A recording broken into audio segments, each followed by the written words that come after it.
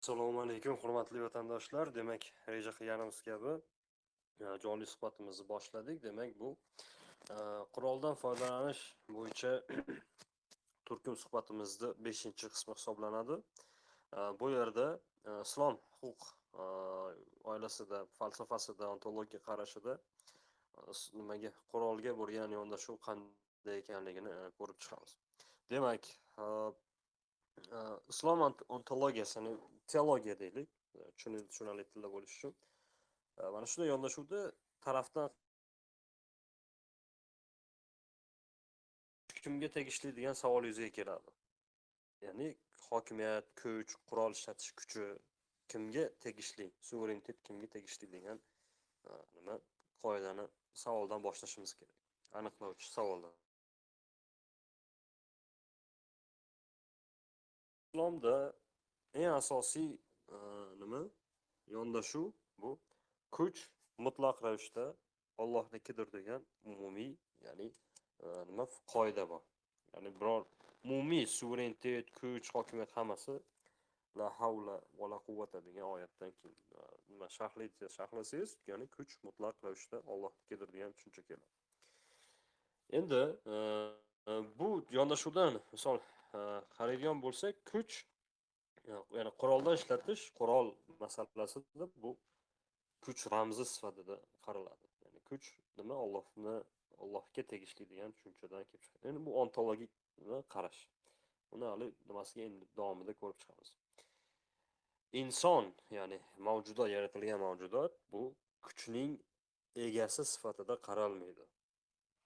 Ya'ni qurol nuqtai nazar bilan qaraydigan bo'lsak, qurolni egasi siz, ya'ni inson emas, balki nima u omonatchisi. Unga berilgan nima omonat, bir mas'uliyat nuqtai nazari bilan qaraladi. Uniki emas, insonniki emas qurol. Bu juda muhim farq. Juda muhim farq, chunki g'arbda, xususan Lok falsafasida qarasangiz, qurol bu insonni tabiiy huquqi, tabiiy individual huquqi deydi. Ya'ni har bitta inson kim bo'lishidan qat'iy nazar quroldan foydalanish huquqiga ega degan fikrni aytadi. Islomda esa aytib o'tdik, qurol bu mas'uliyat va omonat nuqtai nazar bilan qaraladi. Endi inson kim degan masalani ko'raylik, ya'ni antropologik nuqtai nazardan. O'zi antropologiya islomga xos emas, ya'ni islomda insonga qarash nuqtai nazar bilan xos emas, lekin bizni o'sha akademik nimamiz, tilimiz g'arb falsafasi tili ichiga qopqoniga tushib qo'yganligi uchun mana shunday so'zlar orqali tushuntirishga majburmiz. Ya'ni antropologiya degan so'z bu islomga xos emas aslida. Xo'p, inson kim degan masalani qo'yaylik. Islomda insonga xuddi Aristotel aytgani kabi siyosiy hayvon emas yoki farishta ham emas, balki bir mas'uliyat, omonat yuklatilgan nima mavjudot sifatida qaraladi. Ya'ni g'arb falsafasida, xususan Aristotelda insonni siyosiy hayvon deb talqin qilar ekan, yoki boshqa nimalarda, misol uchun bilmasam, o'sha hayvon yoki darvinizm yoki boshqa nuqtai nazardan qaraydigan bo'lsangiz, bunday emas, ya'ni hayvon sifatida emas, yoki umuman xato qilmaydigan, umuman bir xatodan xoli bir farishta misoli shaxs ham emas, balki omonat va mas'uliyat topshirilgan bir mavjudot sifatida aytilgan. Ya'ni insonni o'sha Qur'oni Karimdagi nimasini qo'yadigan bo'lsangiz, ya'ni insonni yer yuzida vakil yoki xalifa yoki o'rinbosar sifatida qaratilgan. Bu nimani anglatadi? Ya'ni bugungi mavzuyimiz nuqtai nazaridan qaraydigan bo'lsak, inson kuch nima ishlatishi mumkin, lekin bu o'z nomidan emas. Ya'ni o'zini nomidan, o'zini nafsidan, o'zini huquqidan emas. Ya'ni Alloh qo'ygan, ya'ni yaratuvchi qo'ygan me'yorlar ichida nuqtai jarayonidan bo'lishi kerak. Ya'ni o'zini nafsidan emas, balki o'sha o'ziga qo'yilgan me'yorlar, chiqishi qizil chiziqlar deymiz, mana shunday yondashuvlar ichida ishlatish mumkin. Chuqurroq qaraydigan bo'lsak, ya'ni buni oddiyroq tilda aytadigan bo'lsak, islomda hech qachon men xohlaganim uchun qurol ko'taraman degan nima bir ontologik yoki teologik asos yo'q. Mana shu juda muhim farq. Ya'ni men individual shaxs sifatida xohlaganim uchun qurol ko'tara olaman degan asos yo'q. Mavjud emas. Endi keyingi muhim qismga o'tamiz. Inson hayotining muqaddaslikligi. O'sha insonni hayotini uni o'limga uni o'lim qancha nimali ekanligi va insonni hayoti yashashdan haqqi, huquqini muqaddasligini ko'rishamiz. Xo'p, islomdagi axloq markazida bitta aniq tamoyil bor. Bir jonni, ya'ni bir insonni nohaq o'ldirish bu nima? Butun insoniyatni o'ldirish bilan barobar. Bir kishini o'ldirish, ya'ni nohaq o'ldirish butun insoniyatni o'ldirish bilan barobar deb nima qaraladi. Ya'ni bu yerda qanaqa fikr keladi? Agar chuqurroq kirgan bo'lsak, qurol doimo nima ikkinchi darajali narsa sifatida qaraladi. Birinchi o'rindagi masala emas, ikkinchi darajali narsa. Nima uchun? Chunki birinchi darajaga, birinchi diqqat markaziga insonni hayotini saqlash masalasi qo'yilgan. Ya'ni insonni hayoti muqaddas ekanligi, har bir jonni nimasi yashashi, hayoti muqaddas ekanligi qaralgan. Shu sababdan quroldan foydalanish islomda bu haligi bir tabiiy yoki individual yoki bir norma emas, norma huquqi emas, balki nima? Zarurat holatidan kelib chiqqan masala hisoblanadi. Hop, qurol qachon nima joiz bo'ladi, mumkin bo'ladi? Mana shu narsani ko'rish kerak. Hop, aytib o'tdik, islomda qurol ko'tarish doimiy huquq emas, balki ma'lum bir shart, holat nuqtai nazar bilan joizligi masalasi ko'rilgan. Asosiy masalalar quyidagicha. Zulmni mavjud bo'lishi, ya'ni zulmni yuzaga kelishi. Agar insonni joni xavf ostida bo'lishi sodir bo'lsa, ya'ni sizni joningiz, hayotingiz xavf ostida bo'lgan bo'lsa va mol mulkingizni himoya qilish zarurati paydo bo'lsa, va uchinchisi sizni yoki oilangizni, ayolingizni, farzandlaringizni nomusi tahqirlanayotgan bo'lsa va bu hol, mana shu uchta holatda nima?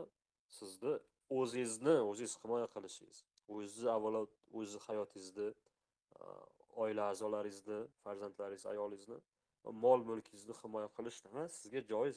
Bu ba'zan o'sha darajasi vojib amalga nima ko'tarilishi mumkin. Chunki nima sizga buyurilgan. Sizni o'zingizni hayotingizni himoya qilish. Shuning uchun o'zini joniga qasd qilganlar uchun nihoyatda nima katta nima azob uqubat aytilgan. Ya'ni jahannamda. Ya'ni inson o'zini hayotini himoya qilishi vojib amal bo'lishi. Ya'ni o'zini saqlash bu insonga berilgan fitratga xos.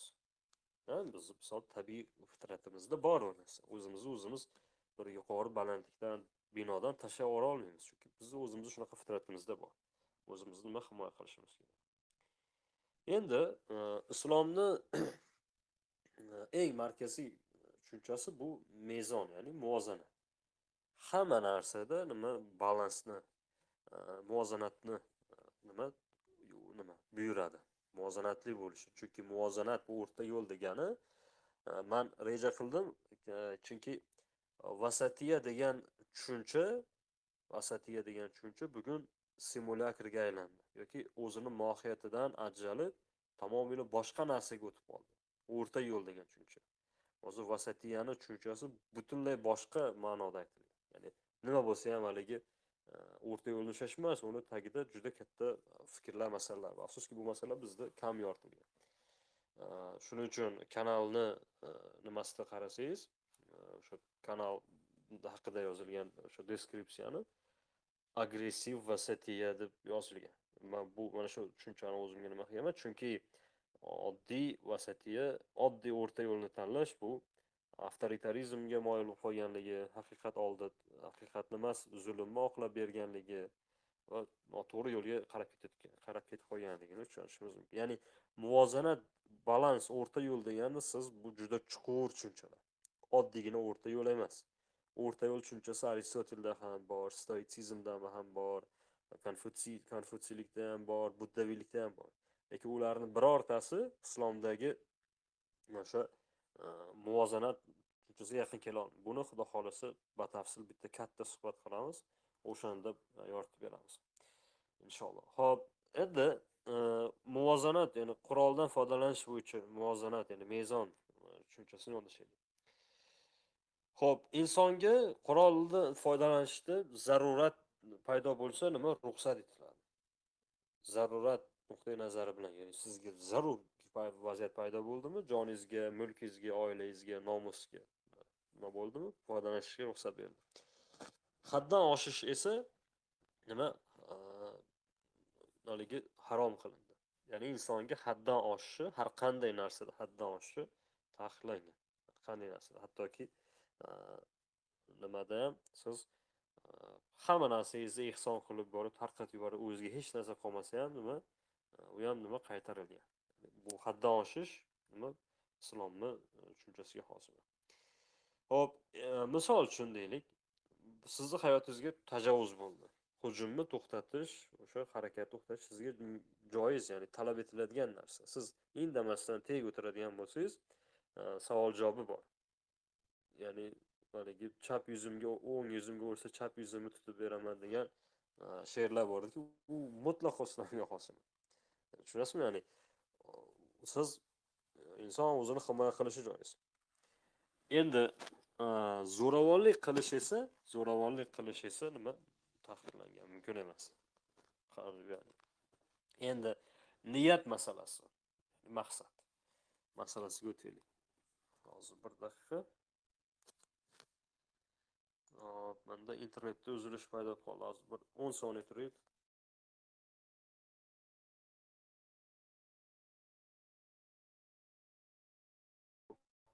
Niyat masalasi. Nima uchun niyat masalasi birinchi o'ringa qo'yiladi? Xo'p, mana shu bo'yicha xudo xohlasa suhbat qilamiz, chunki islomda amallar niyatga bog'liqdir degan markaziy tushuncha ostida juda chuqur ildizga yotgan fundamental masala yotadi. Bu oddiygina niyatni yaxshi qilish emas, balki tagida juda katta masalalar yotadi. Utilitarizm aynan mana shu amallar niyatga bog'liqdir degan markaziy tushunchani ag'dar-tuntar qilib yubordi. Ya'ni teskari qilib yubordi. Ya'ni natija yaxshi bo'lsa, niyat yaxshi yomonligini farqi yo'q. Natija yaxshi bo'lsa bo'ldi degan masalaga o'zgartirdi. Ya'ni maqsad va vosita o'rnini nima o'zgartirib yubordi. Endi islomda amal shakl bilan emas. Ya'ni siz biror ishni qaysi shaklda, qaysi yo'sinda, qaysi nimada formatda qilayotganingiz ahamiyati yo'q. Niyatingiz bilan nima baholanadi. Qurol ishlatish nuqtai nazar bilan qaraydigan bo'lsak ham xuddi shunday, ya'ni himoya uchun joiz. Lekin siz g'azab yo'lida, kimdandir nafratlanish yo'lida, kibr yo'lida, qo'rqitish yo'lida foydalanish nima mumkin emas. Mumkin emas. Ya'ni niyat mana shu joyda ahamiyat kasb etadi. Shuning uchun islomda qurol tashqi vosita emas, balki ichki holatni nima ochib beradi. Endi eng muhim qismiga keldik suhbatimizning. Davlat, jamoat va qurol. Jamoat deylik. Islomda davlat kuchni mutlaq monopoliyalovchi tashkilot emas. Mana shu juda o'ta muhim qismi. Va bu aytayotgan fikr 11-asrdan keyin yozilgan islom olamidagi o'sha avtoritarizmga moyil bo'lgan siyosiy qarashlarga zid. Mana shuni aytib o'tishim kerak. Ya'ni islomda quroldan foydalanish huquqi davlatga mutlaq monopoliya sifatida, ya'ni yagona davlatgina foydalanish huquqi degan masala islomga xos emas. Mana shu nuqtani, mana shu qoidani yaxshi eshitib oling. Ya'ni kuch ishlatish huquqi faqat davlatga xos emas. Davlatga nisbat beriladigan narsasi bu nima? O'sha jamiyatdagi nimani to'xtatish, adolatsizlikni, zulmni to'xtatish nuqtai nazar. Lekin u to'liq monopol huquqiga ega emas.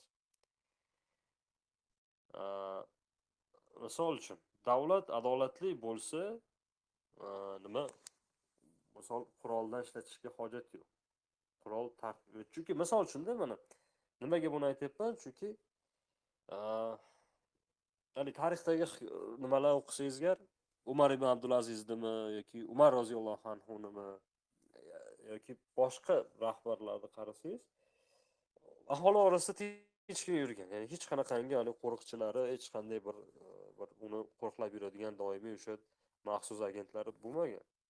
U doim aholini oldida tinchgina hech qanday bir nimasi yurgan. Chunki nima? Adolat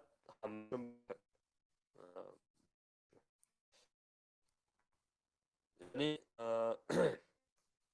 bundan aytishman, davlat zulmkorlikka o'tsa, despotga o'tsa, davlat o'zining foydalanishning huquqini bo'lsa, zulmga nima olib boradi. Misol olib qo'ysangiz, hokimiyat aynitadi. Bu haqda davlat uchun zulm uchun klass nimada buni nimani qurolning qurol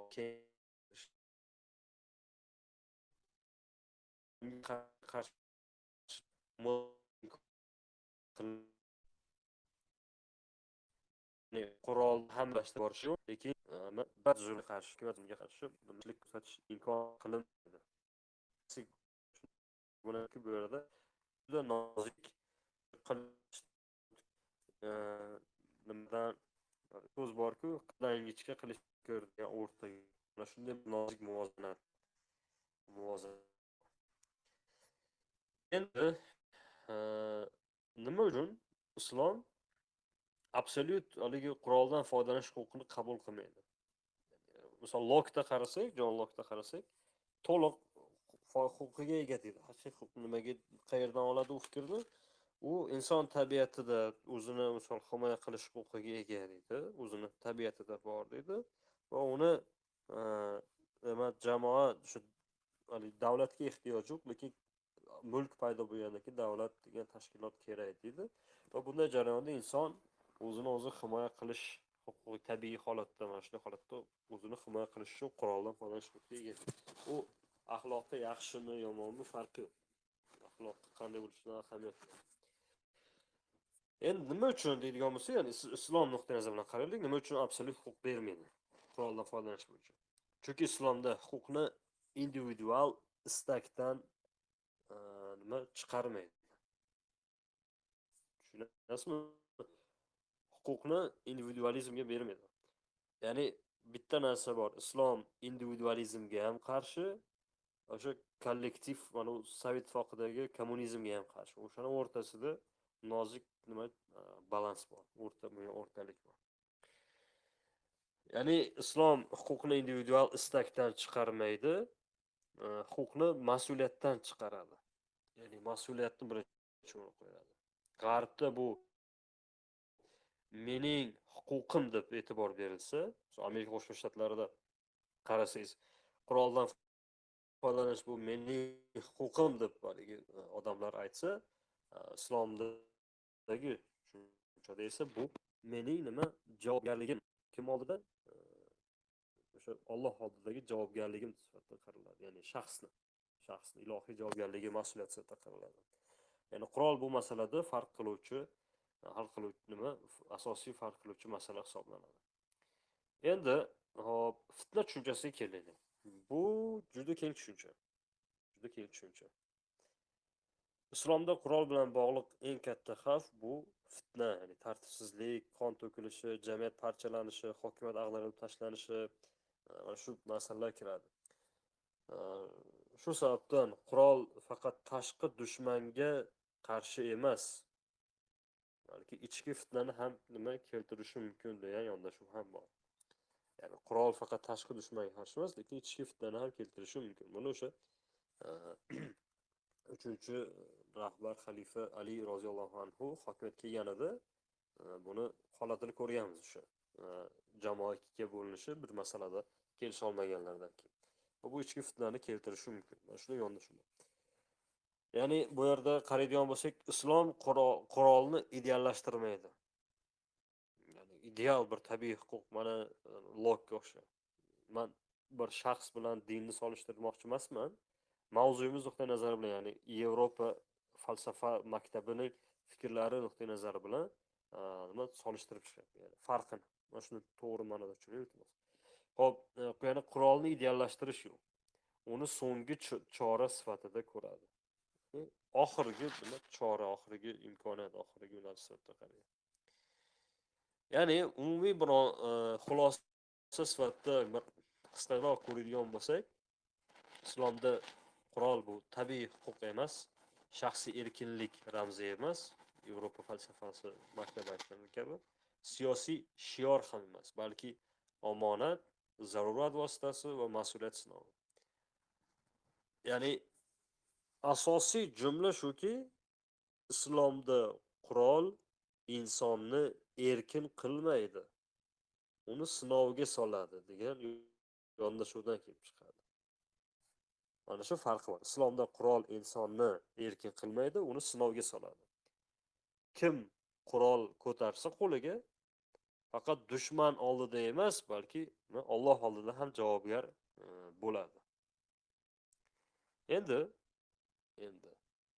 biz yuqorida aytgan klassik islomdagi fikrlarga qarshi boshqa qarama-qarshi fikrlarni aytaylik. Bu ham islom olamidagi o'sha mashhur olimlar aytgan fikrlar. Ya'ni 11-asrda Mo'g'ullar bosqini, o'sha nimali salbchilar yurishi davrida yozilgan mashhur siyosiy asarlar, ulardan olib aytamiz endi. Xo'p, manbalar bilan aytishga harakat qilaman. Birinchi qarshi pozitsiya. Qurol bu faqat davlatga xos, davlatning huquqi degan qarash. Asosiy da'vo shundaki, ba'zi fuqaholar, ya'ni musulmon olimlar va siyosiy mutafakkirlar aytadiki, qurolni tartibsiz ravishda xalq qo'liga berish fitnaga olib boradi deyshadi. Qurolni tartibsiz ravishda xalq qo'liga berish fitnaga olib boradi. Shuning uchun qurol faqat davlat monopoliyasida yoki nazoratida bo'lishi kerak. Ya'ni davlat nazorat qilsa, o'sha ommaviy xalqni fitnasiga olib bormaydi deydi. Xo'p, ular bu gapni o'zlaridan to'qib chiqarishmagan, albatta ularning manbasi bor. O'sha Imom Buxoriyda, Imom Muslimda kelgan hadislardan olib aytishgan. Ya'ni bir paytlar keladiki, fitnalar keladi. O'tirgan turgandan yaxshiroq, turgan yurgandan yaxshiroq, o'sha hadis bor, ya'ni nimani pasaytirishadi xullas. Fitna kelgan paytda inson emotsiyasi, qoni qaynaydi. O'shanda qoni qaynagan paytda o'tirib olsin. Agar o'tirishdan foyda bermasa, yotib olsin. Agar u ham foyda bermasa, o'sha joydan ketsin degan nima hadisni bu yerda nima asos qilib ochadi. Hop, bundan chiqargan xulosalar nima bo'lgan? Qurolli qarshilik nima fitna ehtimolini oshiradi deyishgan. O'sha paytda juda ham nima katta edi shu fitnalar. Shu Ali roziyallohu anhudan keyin boshlangan davrlarda boshlangan fitna keyinchalik ham nima turli xil nimalarda o'zini davom ettirdi. Ularni nazdidagi masala shunday ediki, sabr bu ijtimoiy barqarorlikni saqlaydi deb tushunishdi. Ya'ni o'sha o'tirgan yaxshi, o'tirgandan yotgan yaxshi. Agar u ham foyda bermasa, o'sha fitna bo'layotgan joyni tark etish kerak degan hadis bor-ku, o'shandan, ya'ni sabr qilish ijtimoiy barqarorlikni saqlaydi deyishgan. Buni Ibn Taymiya rahimahulloh nimada Majmuul Fatvo degan kitoblariga nima keltirishgan. Ya'ni zolim hukmdorga qarshi ko'tarilish, ya'ni zolim rahbarga qarshi ko'tarilish ko'pincha undan ham kattaroq yomonlikni keltiradi deyishgan. Ya'ni bir zolim podshoh bor, unga qarshi ko'tarilish undan ham kattaroq nima yomonliklarni keltiradi deydi. U kishining fikrlari bo'yicha qurolni normativ bir nima desam ekan, huquq sifatida emas, balki istisno sifatida ko'rishadi. Ya'ni agar qurol har kimni qo'lida bo'lsa, adolat emas, kuch hukmron bo'ladi degan fikrni aytib o'tishgan. Va Ibn Taymiyani ko'pincha misol uchun tanqid qilishadi u kishining mazhab haqidagi aytgan fikrlari. Va bu tanqid asosli. Chunki mana bizda Hanafiy mazhabida, Maturidiy nimasida, aqidasida diyorimiz shunaqa. Ya'ni mazhabsizlikni tanqid qiladi. Va bu to'g'ri bu fikrlarda. Lekin bir joy borki, u kishini siyosiy hokimiyat haqida aytgan fikrlari to'rttala mazhabda ham, mazhabsizlarda ham, salafiylarda ham, xullas islom olamini har bitta burchagiga yetib borgan. Yani universal bir fikrlari yetib borgan. Mana shu joyini ko'pincha inkor etishadi. Yoki inkor etishmadi, qandaydir bir yopib ketishadi degan fikr borda menda. Ya'ni u kishini mazhab haqida aytgan fikrlarini inkor etib, nimaga endi hokimiyat haqida aytgan fikrlarini ya'ni to'g'ridan to'g'ri emas, u kishini shogirdlaridan, talabalaridan olingan fikrlarni nima mana shu to'g'ri fikr deb yondashilganligi qiziq holat. Qiziq. Endi u kishi o'zlarini davrlari nuqtai nazar bilan aytganlarda, mo'g'ullar bir yerdan borib Bag'dodni bosib olib, xalifani o'ldirib, butun islom olami haligi tanazzulga uchragan paytda bu tarafdan salbchilar, narigi tarafdan shiyalar, xullas mana shunaqangi to's-to'polon to'la paytda u kishi asar yozishgandi bu kishi asar. Ma'lum tarafdan u kishining fikrlarini davr sharoiti nuqtai nazar bilan to'g'ri, ratsional deb qarash mumkin. O'sha davrda jamiyatni tanazzuldan olib chiqish masalan. Lekin u davr o'tib bo'lgandan keyin ana shu yondashuv avtoritar rahbarlar uchun asos bo'lib olganligini ham aytib o'tish kerak. Ya'ni bir akademik izlanish qilyapsizmi? Siz total to'liq bir samimiy bo'lishingiz kerak. Ana o'shanda haqiqiy bilimni topasiz. Ya'ni shaxsning kimligidan emas, uni fikrlarini o'sha hamma jihatini tahlil qilib, ko'rib chiqib, samimiy yondashadigan bo'lsangiz, vaziyatni o'sha paytdagi masalani chuqur tushunish mumkin. Ya'ni bu olimning aytgan fikrlari o'sha davr nuqtai nazari bilan to'g'ri degan yondashuvda aytishimiz mumkin. Xo'p, endi ya'ni u yana bir fikrlari bor, zolim podshohga kurashib qarshi ko'tarilib fitna qilish 10 yillik o'sha zolim podshohni zulmida yashash yaxshiroq deyishadi. Boshqacha aytib, to'g'ri tushuntira olmadim. Ya'ni bir kunlik fitna 10 yillik zolim podshohning ostida yashashdan ko'ra yomonroq deyishgan. Ya'ni zolim podshohmi, o'sha hukmida ham yashayveraylik, chunki fitna ko'tarilsa, haligi uni zulmidan ko'ra ko'proq yomonlik olib keladi degan bir umumiy qarashni nima aytishgan. Mana shu Ibn Taymiya rahimahulloh, ya'ni olim fuqahoning fikrlari edi. Endi hop, ikkinchi qarshi fikrni ko'rib chiqaylik. Ikkinchi fikrni. O'zini himoya qilish kerak, lekin qurol bilan emas degan qarash. Bu yerdagi ba'zi o'sha musulmon ulamolar aytadiki, o'zini himoya qilishni tan olishadi. Ya'ni shaxs o'zini himoya qilish, mulkini, jonini, or-nomusi, oilasini himoya qilish. Lekin o'limga olib boruvchi vositalarni cheklash kerak degan nimani aytishadi. O'limga olib boruvchi vositalarni cheklash kerak. Buni qaysi nimada o'sha qasos va hadlar masalasi bo'yicha yozilgan fiqhiy masalalardan fuqarolar olishgan. Ya'ni bilamizki, islomda qasos olish masalasi bor. Ya'ni sizni bir kimdir tanangizga bir joyga zarar, ozor yetkazadigan bo'lsangiz, sizni ham o'sha shaxsda xuddi shunday nima qilish haqqi bor. Haqqingiz bor qasos olish masalasida. Ya'ni bu yerda o'sha Qur'ondagi Baqara surasidagi 178-oyatda olingan. Ya'ni qasosda hayot bordir degan masaladan. Lekin bu masala anarxiya emas, ya'ni xohlagan odam xohlagan joyda haligi samosud qilish degan masala emas, balki bu o'sha mahkama, sud orqali, qozilik orqali amalga oshishi nazarda tutilgan. Ya'ni shaxsiy odam o'zini o'sha quroli bilan emas, sud orqali, biz zamonaviy tilda aytadigan bo'lsak, o'sha mahkama orqali o'tkazilgan. Ya'ni bu ulamolarning fikri shunday bo'lganki, agar har kim o'zicha, o'zini nafsi, o'zini xohishi, qarashi bilan, qurol bilan adolat o'rnataman deb harakat qilsa, bu shariat emas, balki anarxiyaga, ya'ni men tushunarli tilda aytyapman-da. Bu anarxiyaga aylanib qoladi, ya'ni hokimiyati yo'q, qonunlari yo'q, tartibi yo'q bir jamiyatga aylanib qoladi. Xo'p, mana shu fikrni aytishgan. Endi uchinchi fikr, qarshi pozitsiya. Uchinchi nima fikr? Kurashish, ya'ni jihad qilish masalasi bo'yicha faqat jamoaviy emas, balki ya'ni kurashish faqat jamoaviy, individual emas degan qarashdagi ulamolar ham bor. Ya'ni ma'lum bir masala yuzasidan ommaviy bir dushman kelsa ko'tarilish, kurashish bu jamoaviy, individual emas degan qarashni aytishgan. Bu yerda Imom Navaviy, yana Saraxsiy, yana boshqa bir qancha ulamolar bor. Ular kurashishni, jang qilishni jamoat ishi, individual qurollanish emas dedilar. Ya'ni buni o'sha bularda ham dalili bor, Imom Muslimdan kelgan. Qurol ishlatish bu imomni, ya'ni rahbarni ruxsatisiz fitnaga olib boradi degan payg'ambar alayhisolamning hadislaridan nima o'zlariga asos qilib olishgan. Bunday yondashuvdan qaraydigan bo'lsangiz, individual qurol, shaxsiy quroldan foydalanish shariatga zid tushuncha bilan qarshi.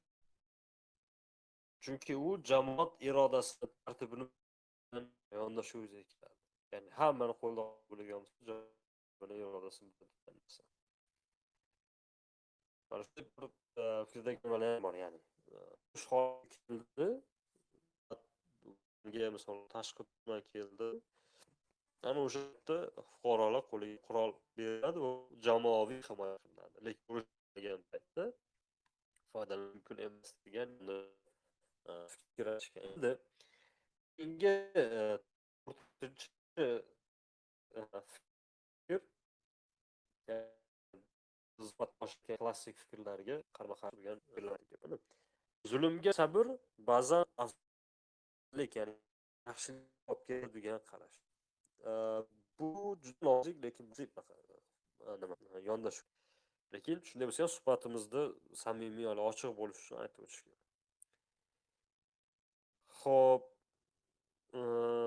Faxriddin Roziy degan ulamo o'tishgan islom tarixida, o'sha Qur'ondagi oyatdan qilib xulosa olib aytishadiki, qurolli qarshilik joiz, lekin ba'zida, ya'ni ba'zi holat sabr axloqdan yuqoriroq maqomda nima joy oladi deyishgan.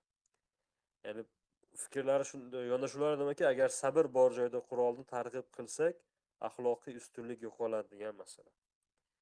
Ya'ni biz o'sha nimaga sabr qilsak, zulmga, buni nimasi yo'qoladi va muddatdan keyin degan fikrlari bor. Endi Imom G'azoliyni bu nimadan emas, Muhammad al-G'azoliyni aytyapman.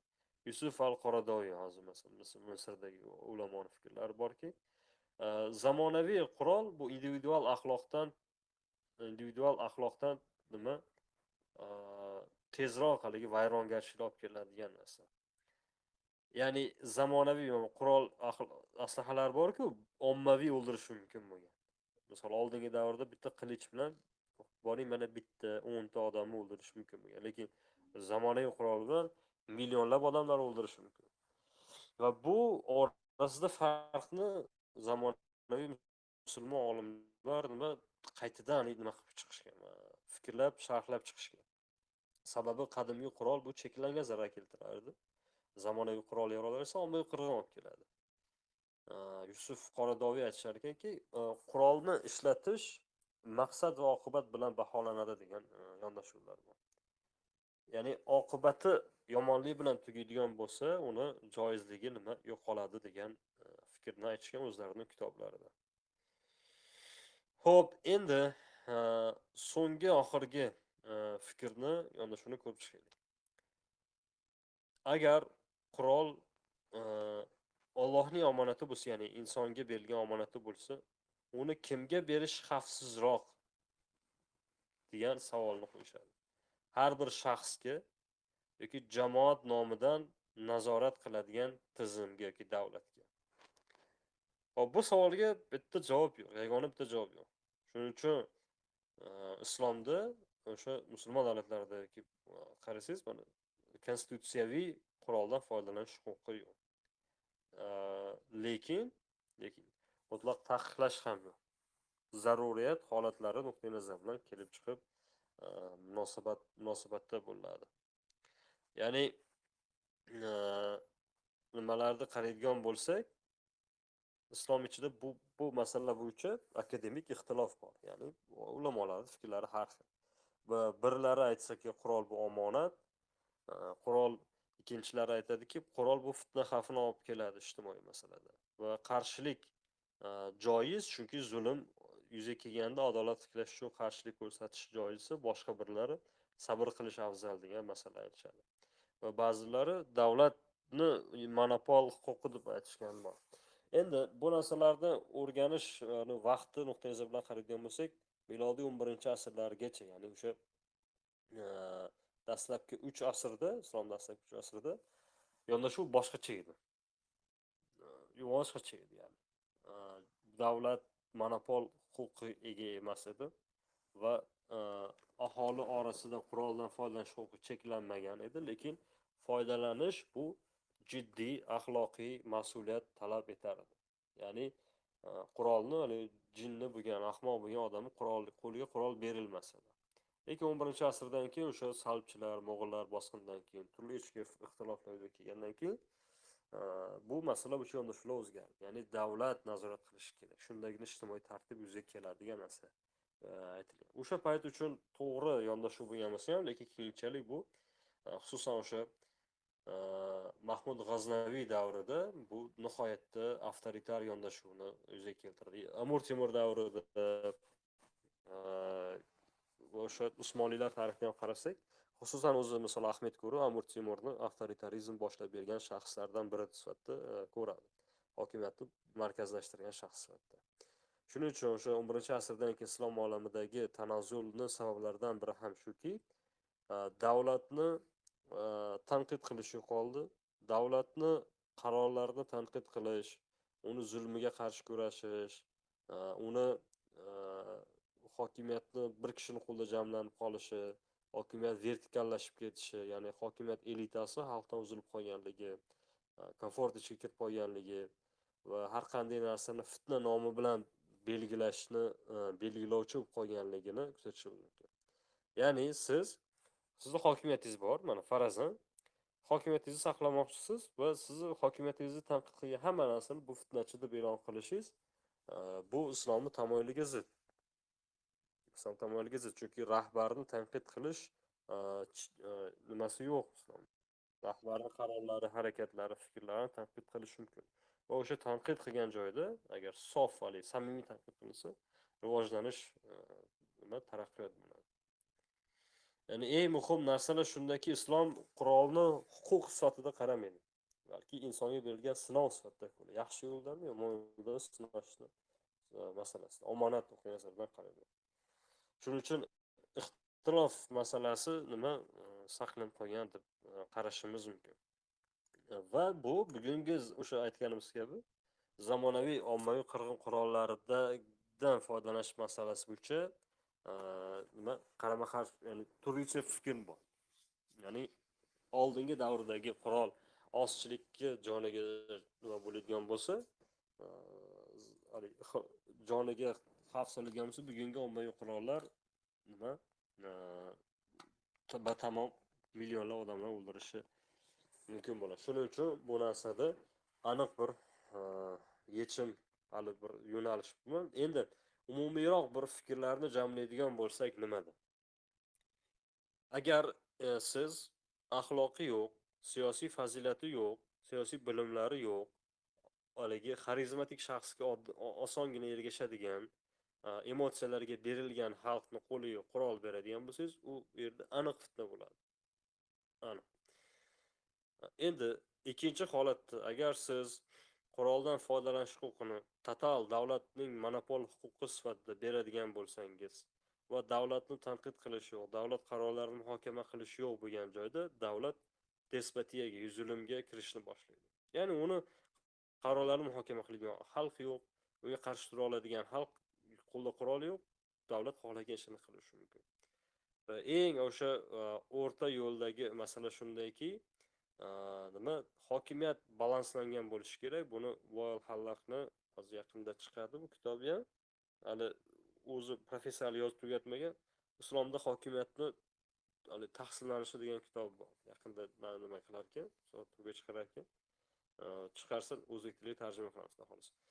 Ya'ni hokimiyat bir kishining qo'lida jamlanmasligi kerak, hokimiyat balanslangan bo'lishi kerak va aholinidan quroldan foydalanish huquqi bu individual emas, balki zarurat nuqtai nazari bilan bilishi, foydalana olishi ko'nikmasi bo'lishi kerak, xuddi Shveysariyada bo'lgani kabi. Chunki tashqi xavf yuzaga kelganda xalq o'zini himoya qila olishi kerak. Chunki insonni o'sha oilasi, mulki, jonini himoya qilish unga majburiyat. Va mana shunday o'rinda xalqning qo'rligi individual nuqtai nazar bilan emas, balki jamoaviy o'sha nimani saqlash yo'lida foydalanish huquqi beriladi. Va endi yana bir narsa borki, quroldan mutlaqo foydalanish huquqini, mutlaqo unga bo'lgan nimani olib tashlaydigan bo'lsangiz, xalqni axloqi ham buziladi. Ya'ni xalqni odamlar orasidagi o'sha tabiiy jiddiylik, erkaklardagi mardlik, shijoat, mas'uliyat, haligi so'zda tura olish ko'nikmasi ham yo'qoladi. Tushunyapsizmi? Ya'ni mana erkak kishi oilani boshi bo'lsa, o'zini oilasini, naslini, nomusini, farzandlari, ayolini, mulkini himoya qila olmasa, ya'ni unga himoya qilish vositasi berilmagan bo'lsa, uni axloqi buzilishi boshlaydi. Komfort o'rganib qoladi.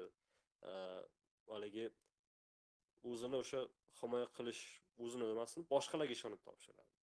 Qo'riqchi yollaydi, kamera yollaydi, boshqa qiladi. Yoki qanaqadir haligi turli xil nimalarga kelib qoladi, muammolarga.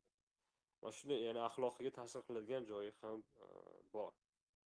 Shuning uchun bu masalada bir chuqur o'ylab, chuqur fikrlab, bir keyin nima aytish kerak. Bu masala bo'yicha xudo xolisa yilning oxirigacha bir fikrlar jamlansa, bir tartibga keltirib, bir yondashuvga kiramiz. Bu yuqorida aytilgan fikrlarning ko'pchiligi o'sha musulmon fuqarolarning, olimlarning fikrlari edi. Xo'p, endi bu suhbatimizni birinchi marta eshitganlar bo'lsa, quroldan foydalanish bo'yicha 4 ta hozirgacha suhbat qilganmiz. Bu yerda g'arb falsafasida, xususan qadimgi Yunon falsafiy davrida qanday qarash bor edi, keyin zamonaviy Locke, Hobbes qanday qaragan, ularni ko'rib chiqqanmiz. Amerika Qo'shma Shtatlari misolida, Shveysariya misolida ularni ko'rib eshitib chiqib, bugungi darsni ham eshitib chiqadigan bo'lsangiz, sizda bir bu masala bo'yicha fundamental bir umumiy fikrlar shakllanishini kuzatishingiz mumkin. Xo'p, mana shu joyda suhbatimiz yakunlandi. Endi kimdadir agar bir savol-javob qilishga vaqtimiz bor, bir 5 daqiqa savol-javob qilishimiz mumkin. Kimda savol bo'lsa, qo'lni ko'tarsa, savolga javob berishga harakat qilaman.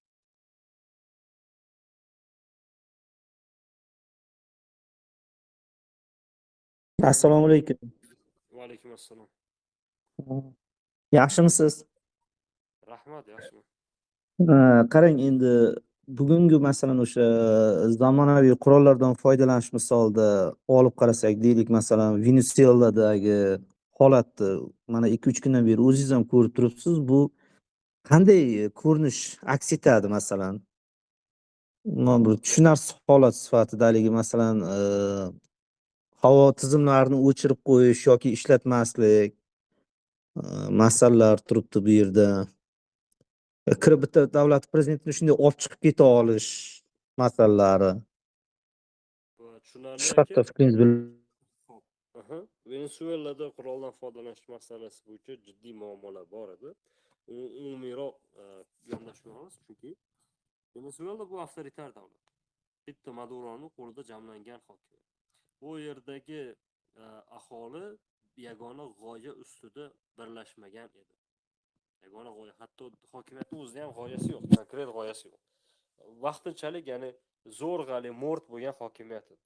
Ya'ni uni nafaqat AQSh, boshqa davlat ham kirib olib chiqib keta olishi mumkin edi. Chunki qurol yarog'lari eskirgan, jamiyat krizis ahvoliga chiqib qolgan, korrupsiya yuqori juda ham, narko kartellar bor.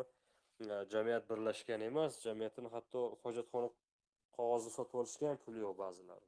Bunisi dunyodagi eng katta neft nimasiga ega. Chunki nimaga? Albatta AQShning sanksiyalari bor, bosimlari bor, cheklab boshlar bor, lekin o'sha bir kishini hokimiyatda qanchalik ko'p o'tirishni boshlasa, shunchalik muammolar paydo bo'laveradi. Ya'ni masalani obyektiv yondiryapman, nima qilyapman? Ya'ni AQShda ishi mutlaqo qabul qilib bo'lmaydigan nima imperialistik harakat, bir davlatni bir rahbarini olib chiqib ketish, umuman xalqaro huquqqa to'g'ri kelmaydi. Umuman terrorchi davlat bu, Amerika o'xshash shtatlar. Venesuelani hokimiyatini esa oqlab bermaslik kerak bu yondashuvda. Ya'ni Venesuelani bu kunga olib kelgan narsa bu Venesuelada hokimiyatni uzoqroq qolgan Maduro. Endi u Maduro nima qilgan, asoslangan nima? Bu armiya edi xolos. Qo'l ostidagi o'sha quroldan foydalanish. Endi faraz qiling Shahriyor aka. Agar Venesuelada adolat bo'lsa, tizim bo'lsa, hokimiyat bir kishining qo'lida jamlanmasa, mamlakat bir g'oya ustida birlashsa, aholisi va bu yerda hokimiyat sirkulyatsiyasi mavjud bo'lsa, ya'ni hokimiyatda faqat bir kishi o'tirmaydigan bo'lsa, hokimiyat almashadigan bo'lsa, o'sha xalqi nima kurasha olar edi Amerikaga nisbatan. Nimaga u Amerika misol undan oldingi Hugo Chavezni ham hokimiyatdan olib tashlashgan amerikaliklar. Hokimiyatda o'ldirishgan uni. Markaziy razvedka anaqa CIA. AQShning nimasi markaziy razvedka tarmog'i. Bu odam ham bir kun kelishi bilan nimaga davlatni rivojlantirmadi? Nimaga o'sha S-300 Rossiyadan olib kelgan havo mudofaa tizimlari deyarli hech narsa qila olmadi. O'sha F-35 nima Amerikani uchuvchi nimalarga qarshi, reaktiv samolyotlarga qarshi. Chunki nima yo'q, sirkulyatsiya yo'q, almashish yo'q. Hokimiyat bir kishining qarori bilan, xarakteri bilan, nimasi bilan yondashadi. Behavioristik deydi inglizda. Bir kishining qo'liga qarab qo'ygan. Shuning uchun u yerda bu davlat mort bo'ladi. Tushunasizmi? Bir kishini olib chiqishgan oson, lekin o'sha yerdagi necha million aholi agar bir g'oyasida birlashsa, mana misol uchun nima aytyapman? Nimalik gretsiyalik bitta faylasuf yozdiki, o'sha Twitterda yana kecha qo'ydi. Xullas Maduroni olib ketayotgan suratini olib tashlab, Erdo'g'anning suratini qo'yib qo'ydi. Mana Erdo'g'anni ham kuni yaqinda olib ketishadi deb masxaralab qo'ydi. Pastiga butun Turkiyadagi hamma nima yozyapti-da, biz Erdo'g'anchi ham, raisni yomon ko'radigan ham, ateisti ham, kamolisti ham, musulmoni ham, nasroniysi ham, sulchisi ham, o'ngchisi ham, radikali ham, oddiysi ham hammasi aytayaptiki, biz Erdo'g'anni himoya qilamiz deyapti. Turkiyadagi aholida xalq, o'sha 70 necha million aholi bo'lsa, Erdo'g'an shaxsiga emas, balki bu davlatimizning burchi, obro'si, nomusi bo'lganligi uchun. O'sha Amerikaning qilgan ishi Turkiyada ishlamaydi. Chunki Turkiya bu Venesuela emas. Turkiyada demokratik institutlar bor, sud bor, aholi bor, tanqid qilish bor, qurol yarog' bor va himoya qiladi va qurol yarog'i nimadan o'tgan, sinovdan o'tgan. Turkiya, Suriyada, Kurdistonda, Somalida va hokazolarda. Ya'ni amaliyotda bor demoqchiman-da, buni qila olmaydi. Mana shu taraflardan yondashish kerak. Ya'ni aholini qo'liga qurolni mutlaq berib yuborib tabiiy huquq qilsangiz ham, misol uchun ufna keltirish mumkin, lekin uni mutlaq olib qo'ysangiz ham aholi qo'rqoqlashib qoladi.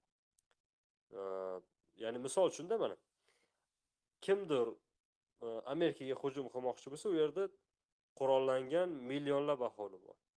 U himoya qila oladi o'zini, vatanini. O'shaning uchun har qanday nima tashqi dushman o'ylab ko'radi hujum qilishdan oldin.